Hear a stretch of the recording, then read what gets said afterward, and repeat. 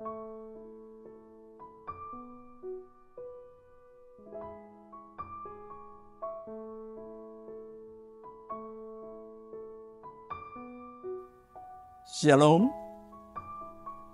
persekutuan jemaat Petra Muli dan umat Kristiani yang kami kasihi. Kita telah menjalani minggu Prapaskah dan kali ini kita akan memasuki Jumat Agung. Kita akan merenungkan bagian firman Tuhan yang terambil dari kitab Filipi pasal 3 pada ayat 10 sampai dengan ayat yang ke-11. Firman Tuhan, yang kukehendaki ialah mengenal Dia dan kuasa kebangkitannya, serta persekutuan dalam penderitaannya di mana aku menjadi serupa dengan Dia dalam kematiannya, supaya aku akhirnya beroleh kebangkitan dari antara orang mati.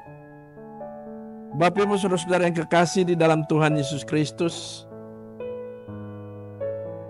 di dalam kitab ini kita akan melihat bagaimana Paulus dalam proses perjalanan iman dan pewartaannya memberikan beberapa catatan bagi kita untuk belajar bagaimana kita bisa mengenal Yesus Tuhan yang telah mati dan tersalib itu lalu bangkit. Paulus pertama-tama mengajarkan kita untuk melihat dan meneladani dirinya di dalam upaya kita untuk memahami peristiwa Jumat Agung itu. Pertama-tama adalah bahwa Paulus mengajak Bapak Ibu Saudara dan saya agar di kehidupan ini kita tidak hanya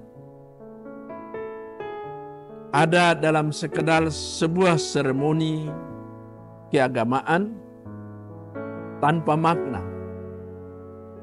Tetapi Paulus menghendaki saudara dan saya untuk pertama-tama adalah mengenal, mendambakan pengetahuan tentang Kristus.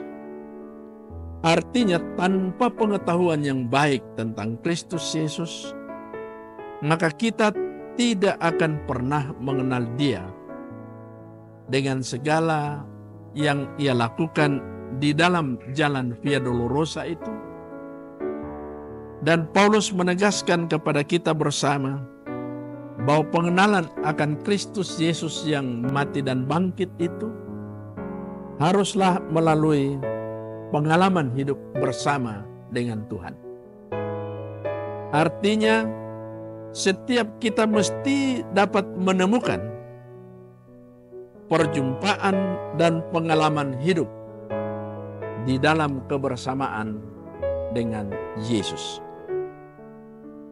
Tanpa perjumpaan pribadi dengan Yesus, maka pengetahuan kita tentang Yesus menjadi tidak berarti, apalagi hanya sekedar sebuah seremonia atau ritual saja. Kedua, Paulus mengingatkan kepada saya dan saudara-saudara agar berbekal pengetahuan melalui pengalaman dengan Kristus itu, Paulus ingin supaya kita bisa mengenal Kristus dengan kuasa kebangkitannya. Kadang-kadang kita cuma mengenal Dia bahwa Dia adalah Allah, anak Allah yang kemudian lahir, menderita, mati. Tetapi Paulus menegaskan bahwa kita mesti mengenal Dia dalam kebangkitannya. Artinya pengalaman tentang kebangkitan Kristus di dalam kehidupan saya dan saudara-saudara harus ada. Sebab tanpa pengalaman itu, pengalaman tentang kebangkitan Kristus, maka semua pengetahuan kita tentang Kristus Yesus juga menjadi tidak bermakna. Selanjutnya Paulus ingin agar saya dan saudara-saudara menjadi serupa dengan Kristus di dalam kematiannya. Ini persoalan. Seolah-olah Paulus mengatakan bahwa saudara dan saya harus mati, disalibkan seperti itu. Tentu tidak demikian.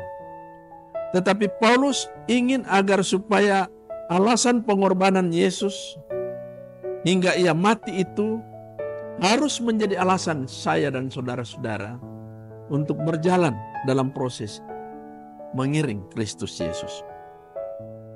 Tanpa alasan menjadi serupa dalam kematian, rela berkorban, melepaskan segala keinginan pribadi, ya, maka kita tidak akan dapat masuk di dalam kebangkitan Kristus Yesus.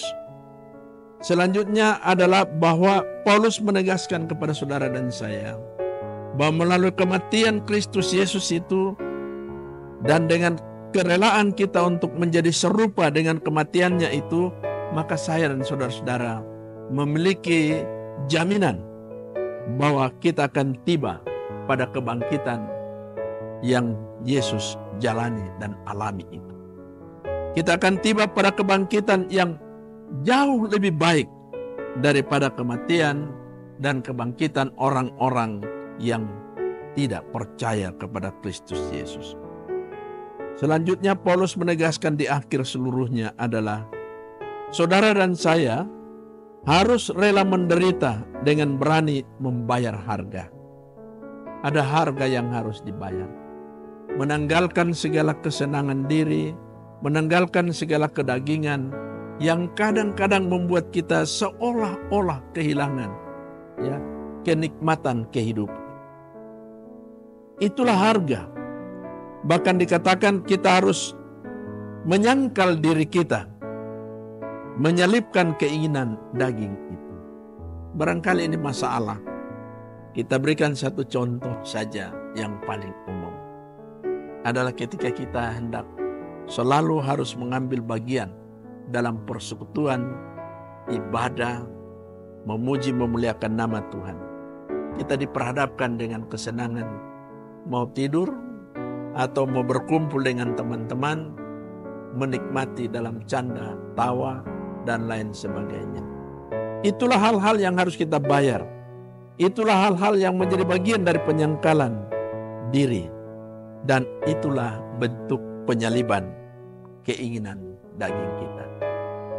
Dengan memahami konteks itu, maka kita siap untuk memasuki perjalanan Jumat Agung dalam kebersamaan dan kemeriahan, dengan tidak lagi berada dalam proses kesedihan mendalam, tetapi berbangga karena Tuhan kita telah mengajarkan kepada kita bahwa segala sesuatu harus kita jalani bersama dengan Dia.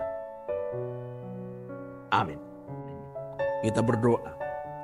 Bapa di sorga, terima kasih bahwa dalam penghayatan kami semakin waktu, semakin hari, mestinya pengenalan kami tentang Tuhan semakin baik dan semakin sempurna. Maka biarlah dengan firman Tuhan ini kami diingatkan, agar kami memiliki kerinduan sama seperti Paulus, untuk selalu dapat mengenal Tuhan dalam kuasa kematian dan kebangkitan Tuhan, sehingga kami pun dapat bersuka cita di dalam kematian dan kebangkitan Kristus itu. Dan kami dapat ada dalam barisan orang-orang yang akan dibangkitkan pada hari di mana Tuhan membangkitkan setiap anak-anak Tuhan. Terima kasih Tuhan, tuntun kami memasuki Jumat Agung dengan segala sukacita iman kami. Amin.